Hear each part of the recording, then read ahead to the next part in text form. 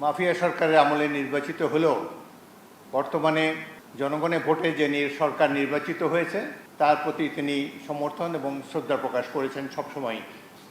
মহামান্য রাষ্ট্রপতি জনাব মোহাম্মদ শাহাবুদ্দিন তার স্বাক্ষরযুক্ত পদত্যাগপত্র আজ 24শে জুলাই 2026 9 শ্রাবণ 1433 তারিখে রোজ শুক্রবার অপরাহ্ন 5টা 1 মিনিটে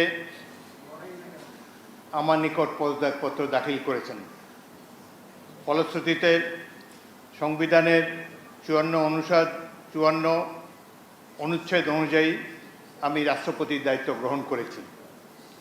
পদত্যাগপত্রটি আমি গ্রহণ করেছি এবং জাতীয় সংসদ সচিবালয়ের রেকর্ডে সংরক্ষণ এবং প্রয়োজনীয় প্রশাসনিক কার্যক্রম গ্রহণের জন্য নির্দেশ প্রদান করা হলো। কেন তিনি পদত্যাগ করেছেন এটি নিশ্চয়ই জানার কৌতূহল আপনাদের মধ্যে রয়েছে। তিনি লিখিতভাবে জানিয়েছেন যে তিনি গুরুতর অসুস্থ, হৃদরোগ, উচ্চ রক্তচাপ, ডায়াবেটিস ও কিডনি জটিলতায় তিনি ভুগছেন। তার হৃদযন্ত্রে বাইপাস সার্জারি হয়েছে। ইদানিং স্বাস্থ্য পরীক্ষার অটোনমিক নিউরোপ্যাথি নামে রোগ শনাক্ত হয়েছে। এই রোগের কারণে তিনি মাঝে মাঝে অচেতন হয়ে পড়েন।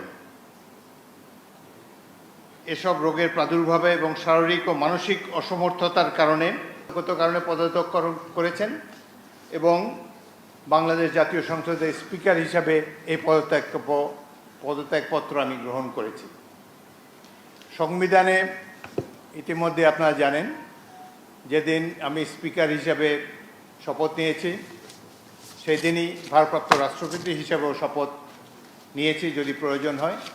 একইভাবে আমাদের ডেপুটি স্পিকার সাহেব তিনিও যখন ডেপুটি স্পিকার হিসেবে শপথ নেন শপথের অংশে বর্ণিত থাকে যখন বলা হবে কোনো কারণে যখন স্পিকারের চেয়ার শূন্য থাকবে তখন ডেপুটি স্পিকারের পদের দায়িত্ব পালন করবেন। সুতরাং আজকে বাংলাদেশের নানা ধরনের কথাবার্তা আমি দুপুরে এসেই শুনছি।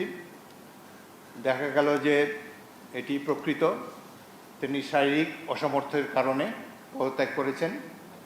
আমি তার মঙ্গল এবং সুস্বাস্থ্য কামনা করি এবং আমার মনে হয় তিনি মাফিয়া সরকারের আমলে নির্বাচিত হলেও